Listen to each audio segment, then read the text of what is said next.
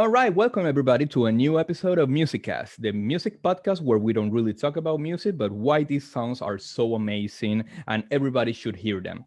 As always, remember to follow us our social media, Spotify, Facebook, Instagram, Twitter, and you can listen to us on Spotify, Google Podcasts, Audio Boom, and so many more. Remember to follow our Spotify playlist, music playlist, where you're going to listen to the songs that we're going to talk on today's episode, plus all the other songs from other episodes, and Music Mornings, where you can enjoy a crazy playlist that I add one song each morning on my way to work. For today's episode, I have another singer in the rising and killing it everywhere. We have, go ahead, my friend, introduce yourself. Yeah. Hey guys, my name is Matt. Artistically, I go by MNERVA. Very nice to meet you guys, and thanks so much for having me on the show, Peter. Oh, no, thanks to you for being here. So, as you know, music is where I try to bring artists and get into this personal feeling and try to get where they're coming from. So it was a little bit complicated to choose a song. For you, I've been listening to your projects. I've been listening to everything that you're doing. So I wanted to find something that you may like. And if you don't mind, Yeah. I wanna go ahead and start with my song, if you're okay with that. Yeah, let's do it, man. Sounds great. All right. So the song that I chose for you is called From Can to Can't from the Sound City album and documentary made by Dave Grohl.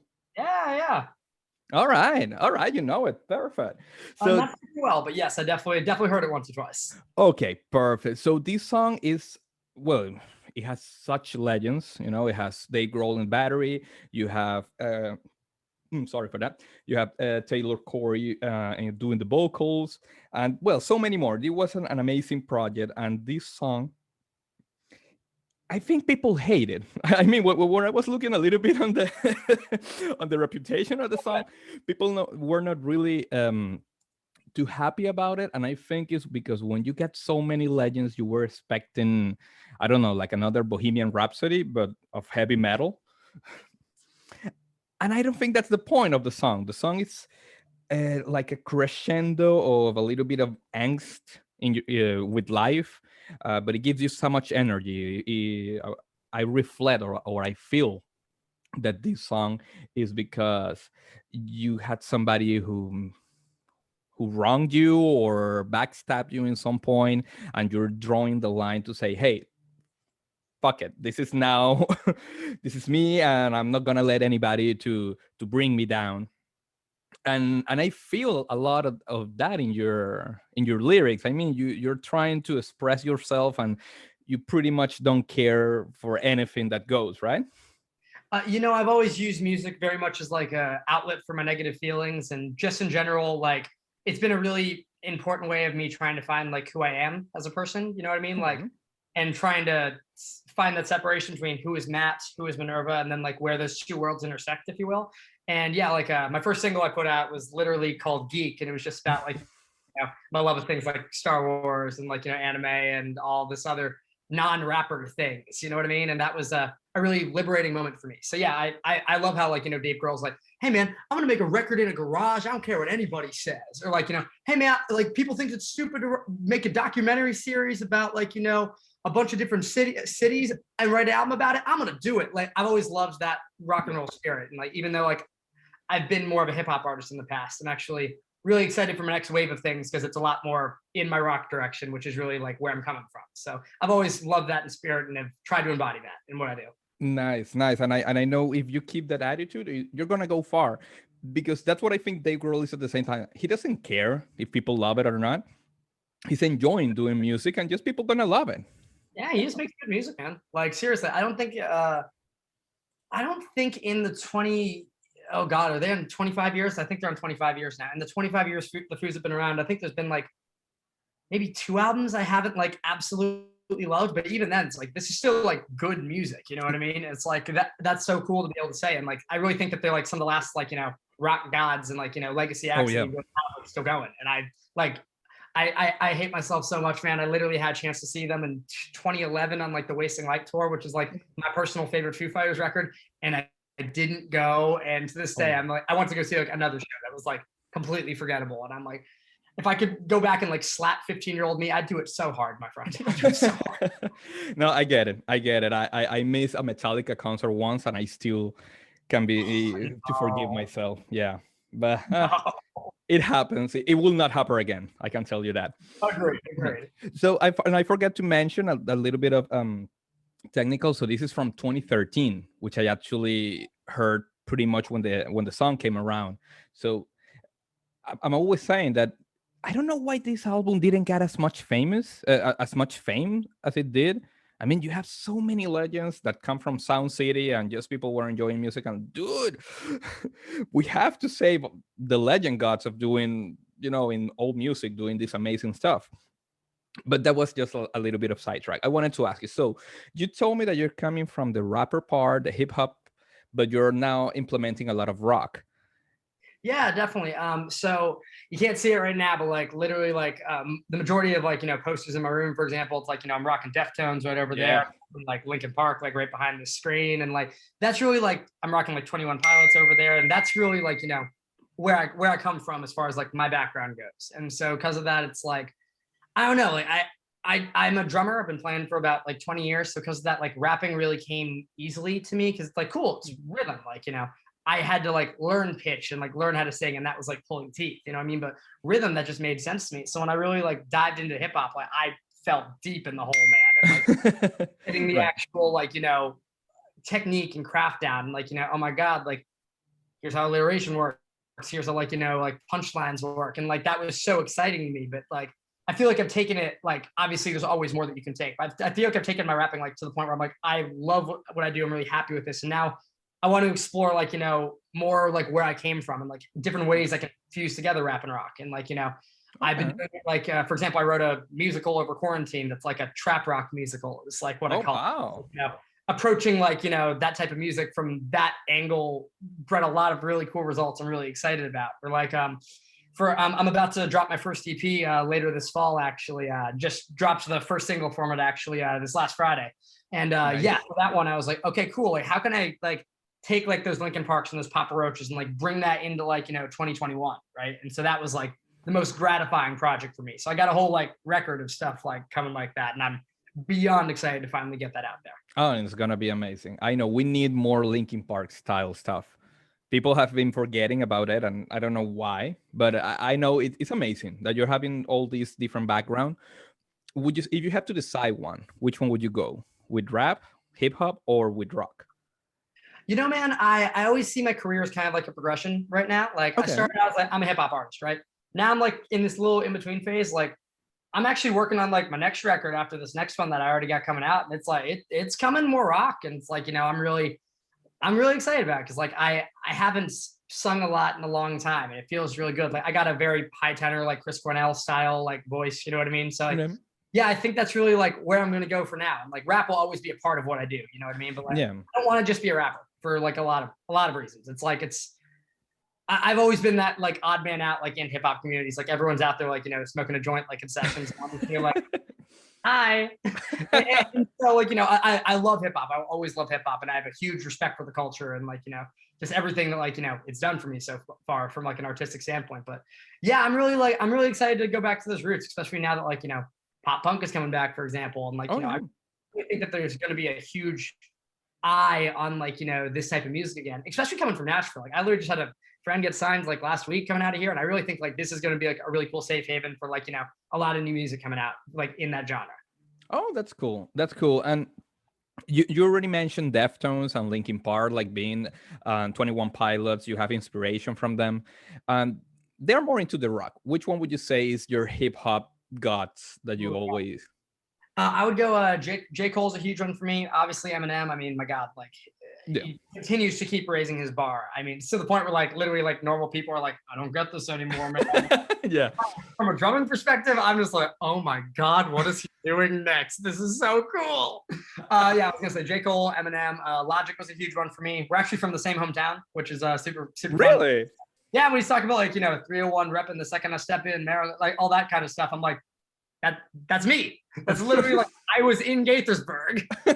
That's cool. Yeah, so I love that kind of stuff. I was gonna say Childish Gambino was massive for me. We got obviously like the Kendrick Lamars of the world, and as far as the older guys, like Tupac is ridiculous, as well as was always definitely had a big NWA phase for a while there, and like just trying to like study like where did this music come from, and like Okay. discovering things like Hamilton was really fun for me because it's like it harkens so back to like the 80s and 90s of hip hop, and so it really gave me like a good window into like where to start to like really explore that kind of stuff. And Yeah. I don't know, I don't have a beard right now, but when I do, everyone says I look like Lin-Manuel Miranda, and the fact that I write hip hop musicals doesn't help. So No, yeah. Thank you that you mentioned it, because I was kind of picturing like, yeah, he looks a little like Lin-Manuel. one of my better TikToks is literally just me morphing my face into Lin-Manuel Miranda, and yeah, that one's doing pretty well right now. So. Oh, nice. And now, thank you that you mentioned Hamilton. Dude, what a musical. It's so good, man. I mean, I've yet to see it in person. I remember having a bootleg from like 2016. So like before the Disney Plus thing, I was over here like, yo, man, I got the stuff. You want the stuff? Yeah. Now, obviously, like anyone can get it, right? But yeah, dude, like watching just like the actual like good performance and like good quality like video of it. I mean, it's one of the best pieces of art of our time. And like the more I study it, the more I'm like, I'm still 6 years later learning new stuff from it. And I think it's, especially as someone who like wants to also be on like the musical theater side of things, like one day, like that's the benchmark. It's got to be at least that good. Every bar I write for it. You know what I mean? Yeah, I mean, I think I heard in one of the interviews he took like 9 years to write it. Yeah. Like, how it has to be like that. There's no other way for it to be that big if you're spending 9 years of your life. Yeah. Always going back to the same songs and writing and making it better and better and better. And Jesus, that's pretty much what I feel this song actually reflects that much, the one that I chose, From Can to Can, because he decided to not pay attention to whatever people says. And he even mentioned in one of the interviews, and I'm sorry that I interrupt you, he was doing a Dr. House episode. And Hugh Laurie, the protagonist of Dr. House tells him like, dude, you should stop. Like he was telling the idea like, why keep continuing this? You've been 5 years, you're not gonna make it. Well, 4 years later. Yeah, about that. Well, yeah, no, I mean, obviously that musical, like, on paper, like I'm gonna write a hip hop musical about forefather Alexander Hamilton's life. It's like, that sounds horrendous. What are you doing? But then he did it, and he saw it to the end. And I've always tried to also have like that mentality in a lot of my art. Like my claim to fame at this point is I wrote a 21 Pilots jukebox musical that actually took me like about 4 years to finish. And I released a trailer for it in like early 2020, and it went very viral within the community. And I actually ended up getting a cease and desist letter for it. Oh my God. So that's kind of a hint that you're going in a good way. It was a wild experience because like basically I split their fan base in two. Like I knew, okay, I need to get this band's permission if I want to like, move forward with this project. But it was like, okay, well, how do I do that? Let's get the fans on board. So I released this trailer for it, hit a lot of fan pages up, we got to start promoting it. And the fans either like, oh my God, this kid's brilliant. This is amazing. I love this. And then the other half were like, please kill yourself, you disrespectful. That's the wonderful of the internet. And it was pretty controversial because a lot of people were like making assumptions about the show. Like the main character was the lead singer, and I was trying to like monetize his mental health issues. And I tried to put out as many Twitter fires as I could, but obviously it got excessive. And so when I actually got the cease and desist letter, I kind of cheered. I was like, man, hey, I saw this project through the end. I did it. And like, even though it didn't go my way, like I got something out of it. And like the process of writing it, like turned me into the artist I am today. MNERVA would not exist without Blurry Face the musical. Great. So let's hope in some point that you get more cease and desist and make you transcend into a bigger and bigger artist. Dude, man, if I keep doubling my fan base by getting them, that's all I can ask for. All right. How about if we take a little break and we listen to the song, and we'll be back, okay? Yeah. All right. For anybody who's out there listening or watching us on YouTube, this is the time that you get a good pair of headphones and listen from Can to Can by the Sound City documentary album, whatever. And we'll be right back.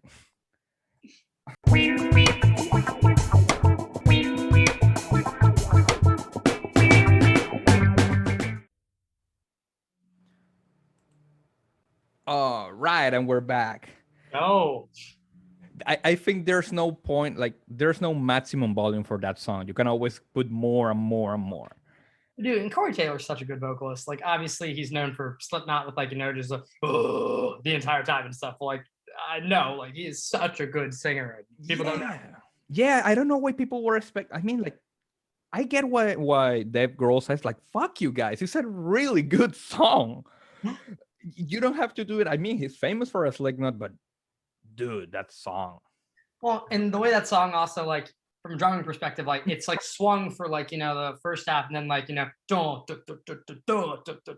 it's like straight for like, the solo. I was like, ooh, okay, I forgot about this. I haven't heard this in years. Dude, I mean, it's just amazing. That's when legends get together. Yeah. That's always. And fun fact from that album, he won a Grammy because he made a song with Paul McCartney and Taylor Hawkins, and they made that song in like 15 minutes, according to the documentary. They were like, how about we make a song? Yeah, sure. 15 minutes later, Grammy. Oh, come on. I wish, man. I wish. Yeah, it's going to happen. It's going to happen, bro. Yeah, one day, man. All right, my friends. So enough about my craziness and my songs. What has MNERVA brought, or whatever you say it, because I'm a Spanish speaker and I always messed up the languages. What do you have for me, my friend? I couldn't tell. So for today, I brought in Stupid Deep by John Bellion, if you know that song. I'll be honest and happy, I don't. Awesome. Okay, cool. So it's a really, really simple song, actually. It's off his record, Glory Sound Prep from 2018.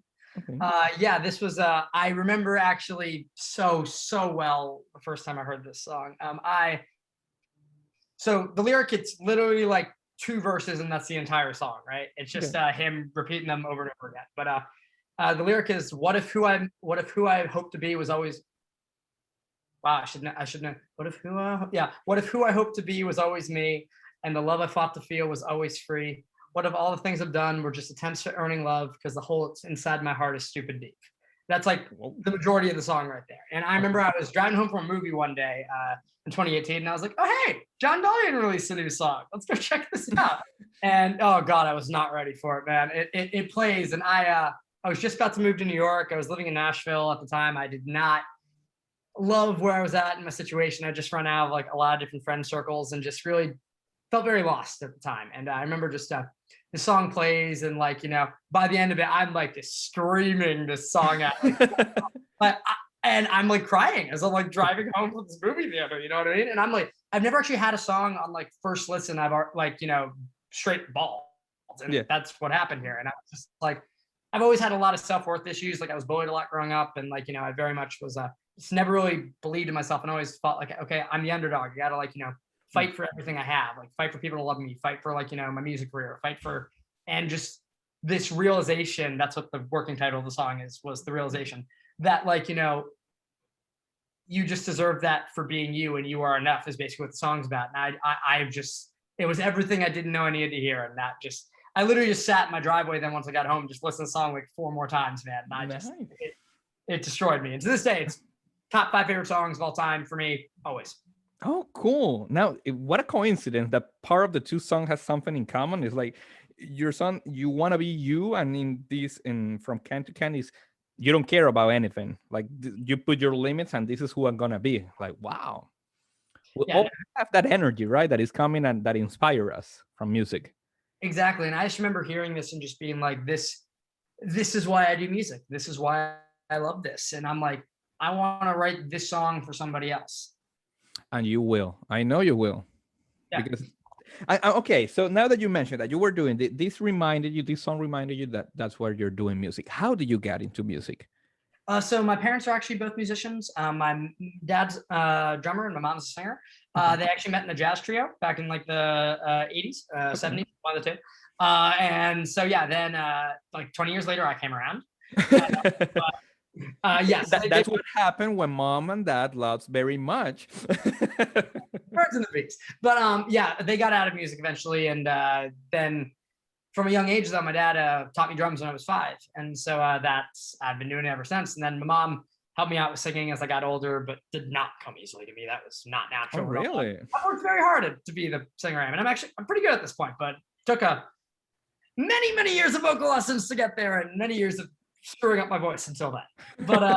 But yeah, so I just remember joining my first band when I was like 13. We were like a Rush cover band, so I was doing like Neil Peart parts, but like I had to sing at the same time because no one in the band could sing. So I'm like doing like Oh, this kind of right. shit while still like. Sure, why not? Let's do the two most difficult parts at the same time while I'm trying to be like Neil Peart. Sure.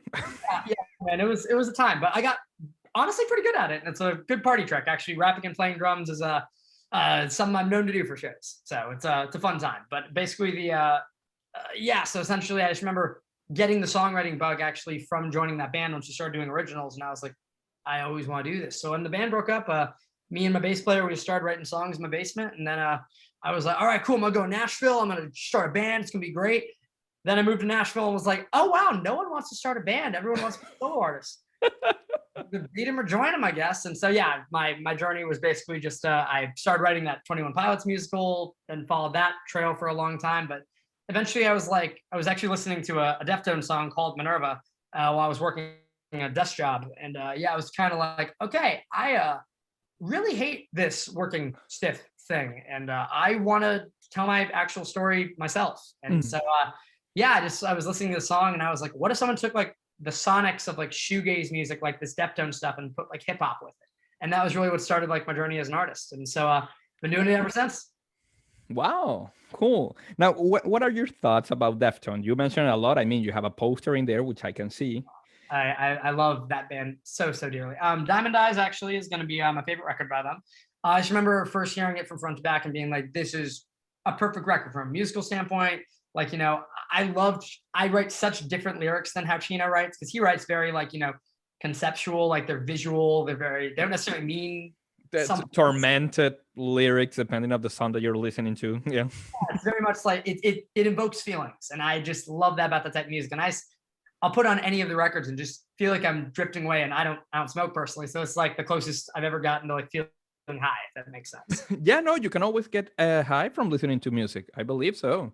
Yeah. And I don't know, it's a really magical feeling to me. And I just like all of his projects. I mean, Team Sleep, like, Crosses, like I love everything that man has ever touched. And just the newest record too, Ohms, was incredible. And so like, I'm very much just like, this is just so nice that like even 25 years later, this band is like the Foo Fighters, they're still going and making such good music. Yeah, and I'm just hoping to get more Foo Fighters and more Deftones.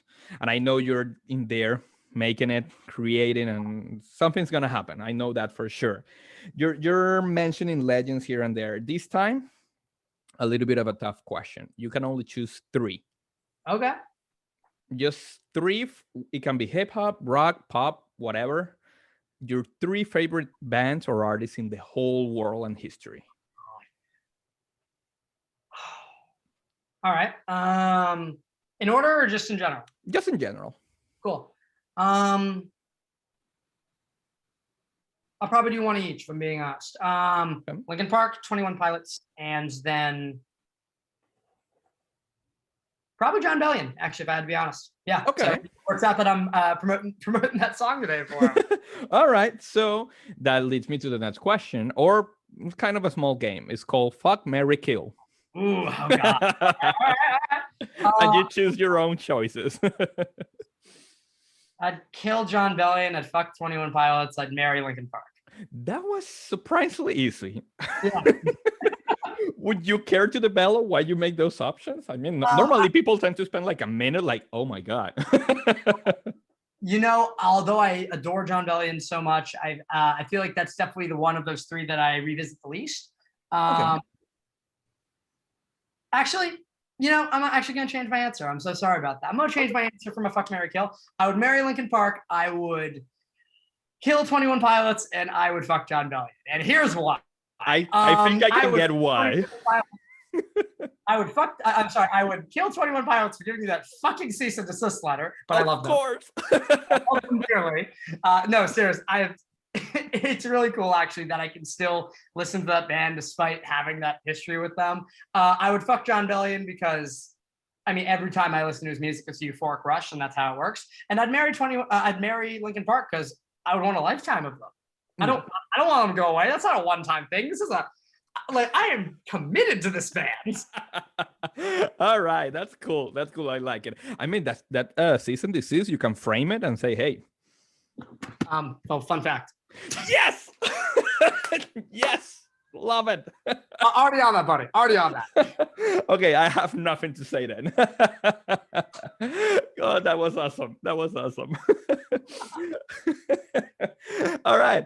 How about if we enjoy this fun moment and we listen to your song, my friend? I'm about to say, we got to end on that. That was perfect. Yeah. All right. So this is the time everybody grab a good pair of headphones and listen to Super Deep by John Bellion. Okay. Stupid Deep by John Bellion.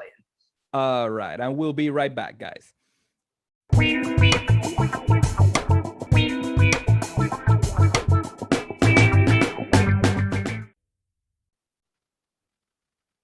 And we're back. Wow.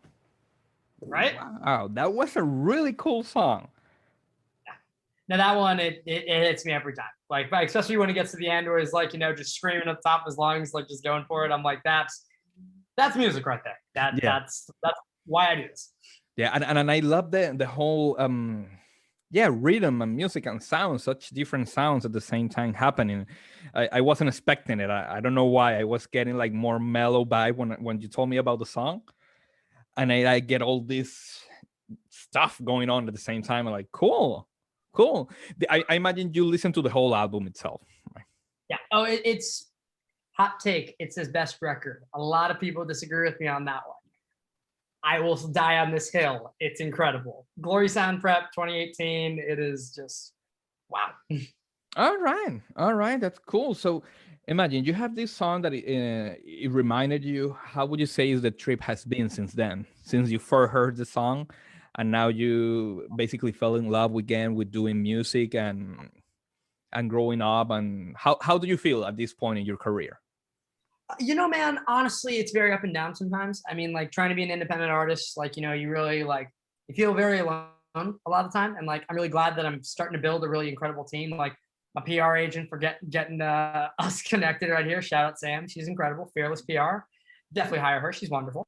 But yeah, basically between that and like music producers, managers, it's like, I'm finally starting to have like this inner circle, but when you're the only one who's like, viewing the social media numbers, for example, and like seeing the stream counts, it's like, it can grate on you sometimes. So I have my up and down days, but like, the last few weeks have been really good, especially like, getting to release Quarter Life Crisis now and have that out there, have people like, respond to that new single really well has been really gratifying. And it's like, okay, this is the best representation of me I've ever given. And like, people like it, and that's really cool. So like, even if like, the numbers aren't as high as they could be yet, they will be in time. And, you just gotta keep pushing. And, I got my first like in-person show tomorrow, like, since the pandemic. And so that's why I do this. And it's like, just pushing through the bullshit until you get to those things. Like honestly, doing interviews. I love doing interviews because I can talk for fucking years. Dude, you're a natural. I can tell that for sure.